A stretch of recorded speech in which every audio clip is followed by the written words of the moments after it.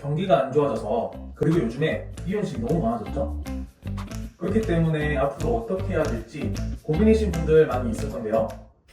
오늘 이 영상을 끝까지 보신다면 경기가 안 좋아지고 경쟁이 심화된 지금 이 시대에서, 그리고 앞으로의 미래에서 미용실을 운영하면서 혹은 미용이란 직업인으로서 살아가면서 매출 걱정 없이 미용을 해나가려면 무엇을 해야 하는지 제가 오늘 좀 명확하게 여러분들이 깨달을 수 있게끔 도움 드릴 테니 집중하고 시청해 주시기 바랍니다. 단, 미리 좀 말씀을 드리면 실제 지금 이 시대는 기술이 좋다고 매출이 높아지고 기술이 좋다고 잘 나가는 시대는 끝났다는 점입니다.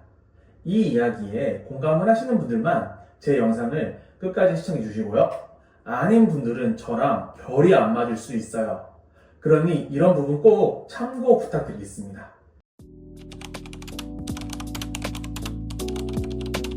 우리가 앞으로 이 미용이라는 직업인으로서 살아가기 위해서 어떻게 해야 될까? 그 첫 번째는요, 바로 멘토라이징을 강화하는 겁니다. 여러분, 한번 생각해 볼게요. 미용사란 직업은 무슨 직업인가요? 이건 제가 예전에 현장에 있을 때 이야기를 좀 들려드릴게요. 실제 제가 미용할 때 교육을 갔는데 지금 너무 유명한 엘쌤, 엘 원장님 다들 아실 거예요. 제가 그분을 좀 너무 좋아했어요. 인스타에 너무 멋있고 화려하고 저도 그 사람처럼 되고 싶었습니다. 그러다 우연한 계기가 있어가지고 서울에서 교육을 듣게 되었어요. 저는 좀 드디어 내가 이 원장님 교육을 듣게 되었다. 어떻게 커트를 가르칠까? 펌은 어떻게 하는 걸까? 어떻게 하면 그런 멋있는 스타일을 뽑을 수 있을까? 이런 기대를 많이 가지고 갔거든요. 근데 딱 현장에서 엘쌤의 수업을 듣자마자 망치로 머리를 진짜 한 3대는 맞은 듯한 느낌이 들었습니다. 근데 이게 기술적인 부분에서 온 게 아니었어요. PPT를 띄우시는데 맨 첫 장에 미용사. 이 미용사란 어떤 일을 하는 사람들인가? 라는 걸 시작으로 교육을 시작하셨는데요. 그때 그러시더라고요. 아름다운 용, 얼굴용, 스승사. 나는 이 미용사라는 직업이 단지 머리를 자르는 직업이 아니라 사람을 예쁘게 만들어주고 바꿔주고 또 이거를 가르쳐주는 일이라고 생각을 한다. 그럼 우리가 어떻게 일을 해야 되겠느냐? 라는 이야기를 하는데요. 좀 놀랐습니다. 왜냐면요, 제가 그때까지만 해도 현장에 있을 때 고객님들이 사진을 가지고 오세요. 저 이 머리 하고 싶어요. 저는 늘 이렇게 물어봅니다. 그럼 이 정도 자르면 될까요? 컬은 이 정도 괜찮으세요? 약간 고객이 생각한 부분이 이 포인트가 맞는지 약간 체킹하는 용도로 좀 상담을 많이 했던 것 같아요. 근데 엘쌤은 이렇게 물어본다 하더라고요. 왜 이 사진, 왜 이 머리를 하고 싶으신 거세요? 잘 생각하면요, 고객이 이 머리 해주세요 라고 물어봤어요. 근데 우리가 고객님 왜 이 머리 하고 싶으신 거세요? 이런 질문 잘 안 하거든요. 제가 현장에 있을 때도 다양한 직원들, 다양한 선생님들과 함께 일을 하면서도 사실 그렇게 물어보는 사람 거의 못 봤어요.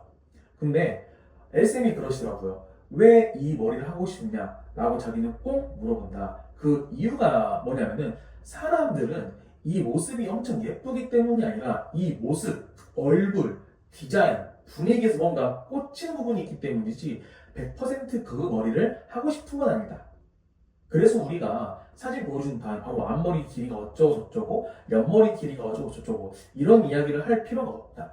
그 사람에게 왜 이 머리를 하고 싶냐라고 물어보면 그 사람의 니즈를 정확히 찾을 수 있다 라고 이야기하시더라고요. 그때 깨달았어요.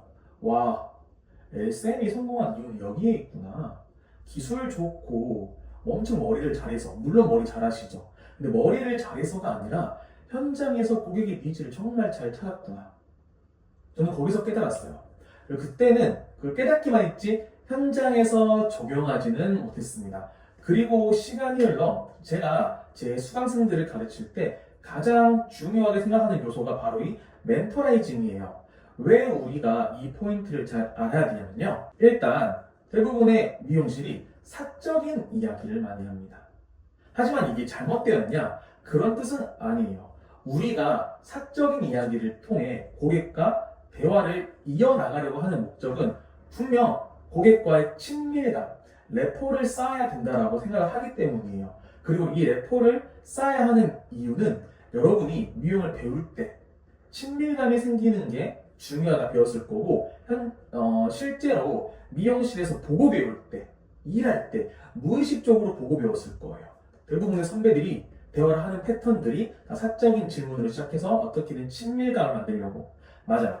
우리가 밖에서 친구의 친구, 아니면 형의 뭐 동생, 나랑 친하지 않는데 내가 아는 사람이 누군가를 만났을 때 우리가 그 사람과 빠르게 친해지려고 하는 그 질문들, 그런 걸 많이 하는 습관들이 있는데요. 하지만 여러분, 그렇게 해서는 정말 찐 고객, 내가 어딜 따라가도 따라오는 고객, 내가 추천하는 스타일, 내가 봤을 때 고객의 두피, 모발 상태에 맞게끔 필요한 상품, 서비스, 기술을 제안할 때 고객이 그것들을 잘 따라오냐?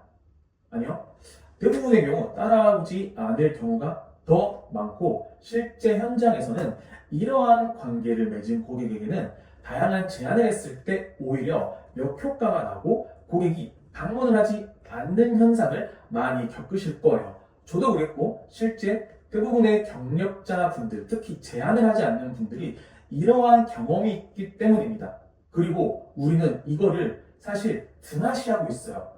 고객이 비싸대, 고객이 아직 필요 없대, 고객이 생각해 본대. 하지만 어쨌든 결과는 방문을 하지 않거나 나랑 멀어지거나 이럴 바에는 내가 그렇게 하지 않겠다라고 여러분 생각했을 겁니다. 하지만 여러분, 그렇게 되는 진짜 이유는요, 우리가 고객과 의미 없는 친밀감을 만들었기 때문입니다. 잘 생각해 보세요.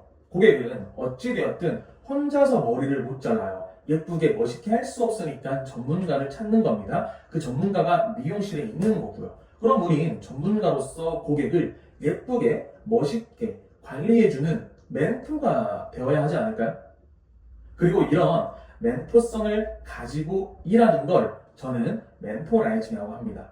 하지만 대부분의 경우 이런 걸 하려고 하다 보니 어떠한 문제들, 부작용 이런 것 때문에 멘토성을 가진다기보단 고객한테 맞춰주고 고객한테 끌려가는 형태의 일을 많이 해요. 그러다 보니까 실제 대부분 미용실에 딱 첫 방문했을 때 고객이 느끼는 감정이 이 미용실이나 저 미용실이나 저 뒤에 미용실이나 비슷비슷하다는 겁니다. 요즘에 너무나 경쟁이 치열해져서 마케팅의 효율이 나빠지고 있어요. 한 명이 왔을 때 그 고객을 내 고객으로 잘 잡아야 되거든요. 이게 안 된다는 겁니다. 앞으로 여러분들이 미용 인생을 살아가실 때는 더더욱 이게 심해질 거예요. 기술보단 현장에서 처음 만난 고객 혹은 나한테 제방을 하고 있지만 아직 나한테 마음을 다 열지 않은 고객을 내가 멘토로 보여지고 이 사람은 앞으로 평생 따라가야겠다. 내가 늘 찾아 만나야 되는 멘토다. 그런 미용사다. 이러한 관계 형성을 하지 못하면은 이 지금 더 힘들어지는 경쟁 상태, 더 안 좋아지는 경기 상황에서 우리가 살아남기가 더 어려우실 거예요. 그러니 지금까지 여러분들이 일을 어떻게 해왔었는지, 앞으로는 어떻게 해나가야 되는지, 이 멘토성이 중요한지 안 중요한지 잘 생각해 보시고 현장에서 잘 적용해 보시기 바랍니다.